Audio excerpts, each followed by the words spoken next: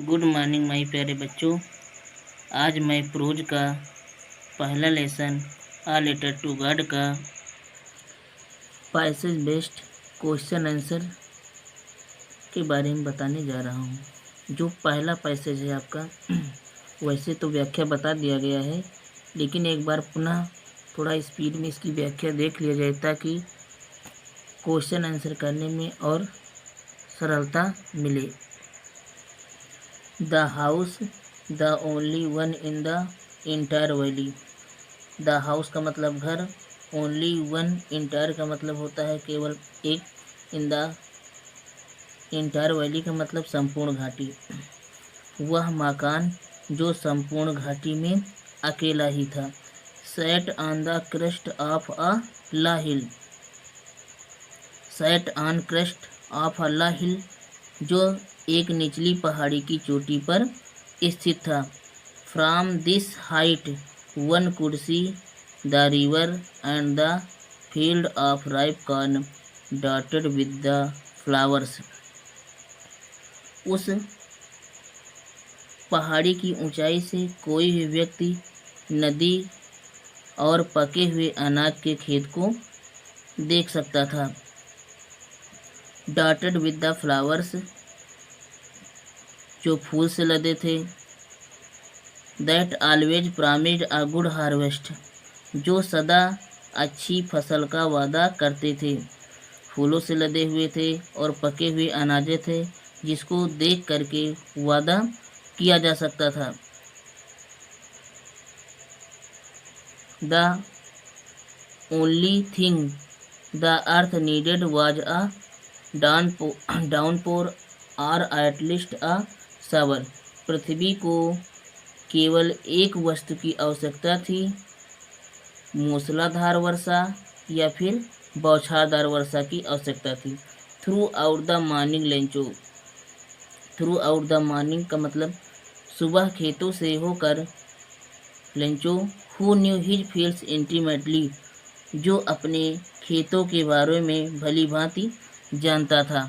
Who knew his fields intimately had done nothing else but see in the towards the sky.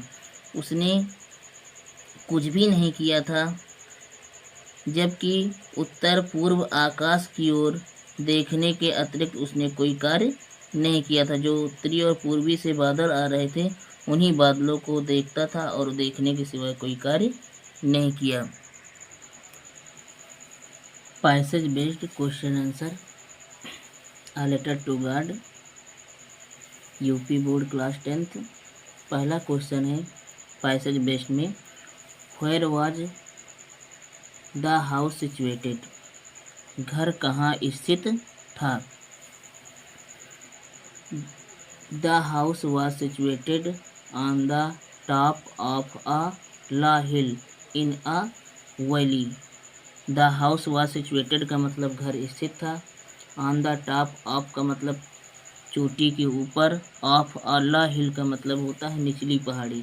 In a valley का मतलब होता है घाटी। घर निचली पहाड़ी की चोटी के घाटी के ऊपर स्थित था।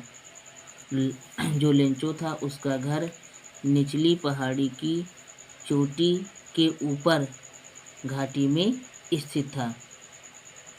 अगला क्वेश्चन है, what could you see from the house.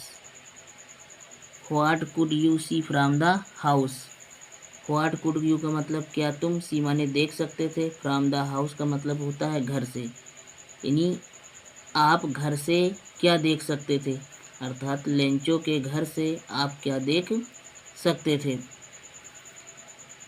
We could see the river and field of ripe corn from the house. We could see का मतलब हम देख सकते थे, द रिवर का मतलब नदी, एंड फील्ड का मतलब होता है खेत को, ऑफ राइप का मतलब होता है पके हुए, कॉर्न का मतलब अनाज। हम फ्रॉम द हाउस का मतलब होता है घर से।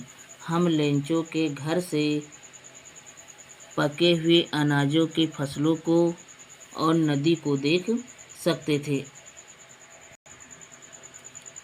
तीसरा question, who was the owner of the house and the field. Who was का मतलब कौन था, ओनर मालिक of the house and field, घर और खेत का मालिक कौन था। Lencho was the owner of the house and the field, Lencho घर और खेत का मालिक था।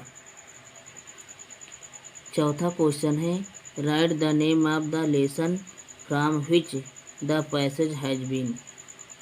Right the name of the lesson, पाठ का नाम लिखिए, फ्रॉम विच का मतलब जिससे, पैसेज हैज बीन टेकन का मतलब लिया गया है।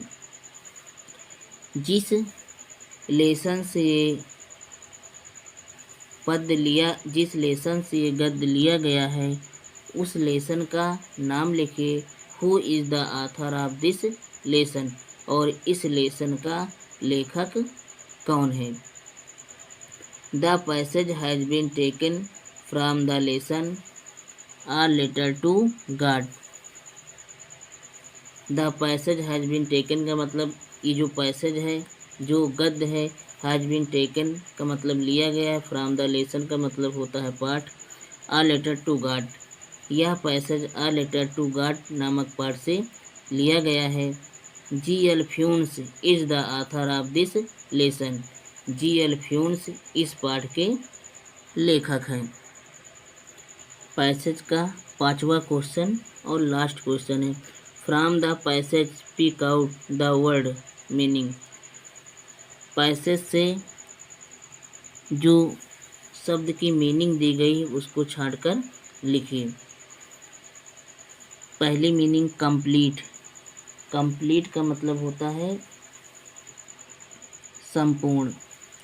दूसरा क्लोजली, इसका मतलब होता है घनिष्ठ रूप से। तो पैसेज में इसका मतलब दिया गया है कंप्लीट का मतलब संपूर्ण होता है, पूरी तरह से, लेकिन यहाँ पर कंप्लीट का मतलब संपूर्ण। इसका सेम मीनिंग पैसेज में आपको मिलेगा इंटायर। इंटायर का मतलब संपूर्ण होता है। दूसरा है क्लोजली का मतलब होता है घनिष्ठ रूप से। तो पैसेज में क्लोजली का है इंटीमेटली। इंटीमेटली का मतलब भी होता है घनिष्ठ रूप से। Passage second, God of the money that I asked for. भगवान जो मैंने आपसे पैसे मांगे थे, only 70 pesos, only 70 pesos read मी।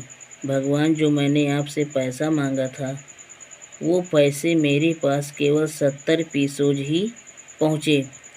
सेंड मी रेस्ट, शेष पैसे भी मुझे भेज दीजिए। सिंस आई नीड इट, मुझे उन पैसों की अत्यधिक आवश्यकता है। वेरी मच का मतलब बहुत अधिक। उन पैसों की मुझे बहुत आवश्यकता है, इसलिए उन पैसों को बहुत जल्द भेज दीजिए। Send me the rest since I need it very much, शेष पैसों की भेज दीजिए, मुझे अत्यधिक आवश्यकता है। But do not send it to me through the mail, लेकिन उन पैसों को डाक के माध्यम से या डाक के द्वारा मत भेजना। Because the post office employees, क्योंकि डाक के कर्मचारी are a bunch of crooks. Lencho ने कहा, क्योंकि डाक के आदमी बेईमानों के झुंड हैं, उन्होंने ही मेरे 30 पैसे निकाल लिए हैं। लेंचो ने ऐसा सोचा, लेकिन रियल में ऐसा नहीं था, जबकि डाक के कर्मचारियों ने लेंचो की सहायता की थी। पैसेज नंबर सेकंड का,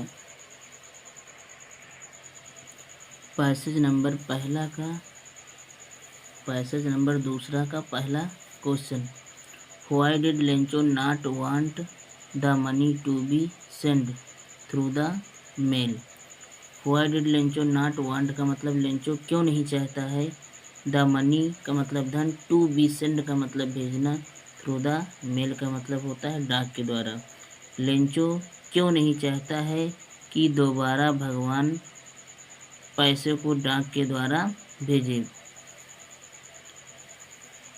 answer, Lencho did not want to send money through the mail. Lencho did not want to send money through the mail. Lencho नहीं चाहता है कि ईश्वर डाक के माध्यम से पैसा भेजे। आज क्योंकि ही थाट उसने सोचा, द पोस्ट ऑफिस एम्प्लॉयज कि डाक के कर्मचारी are a bunch of crook.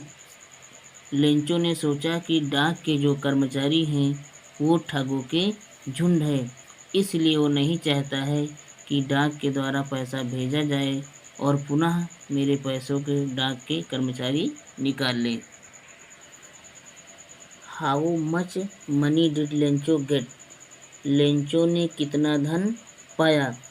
Lencho got only 70 pesos. Lencho केवल 70 पीसोज ही सिक्के पाए, अर्थात लेंचो केवल 70 रुपये पाए। तीसरा question, right the same meaning of the passage. Passage में जो नीचे मीनिंग दी गई है, इन मीनिंग की समानार्थी मीनिंग पैसेज में भी पैसेज से खोजकर लिखिए। पहला है ग्रुप। ग्रुप का मतलब होता है झुंड। ग्रुप का पैसेज में आपका दिया है बंच। ग्रुप का मतलब होता है झुंड और बंच का मतलब भी झुंड होगा। दूसरा, डिसहॉनेस्ट पीपल, बेईमान लोग। तो बेईमान लोग का पैसेज में दिया गया है क्रुक्स। क्रुक्स का मतलब भी बेईमान लोग होता है। Next question, right the lesson. Right the lesson and author's name of the passage. ये जो पैसेज लिया गया है उस पैसेज के लेसन का नाम लिखिए और उसके लेखक का नाम लिखो। The passage has been taken from the lesson a letter to God. Passage a letter to God नामक पाठ से लिया गया है, रिटन बाई जी.एल. फ्यून्स। और यह पाठ जी.एल. फ्यून्स के द्वारा लिखा गया है।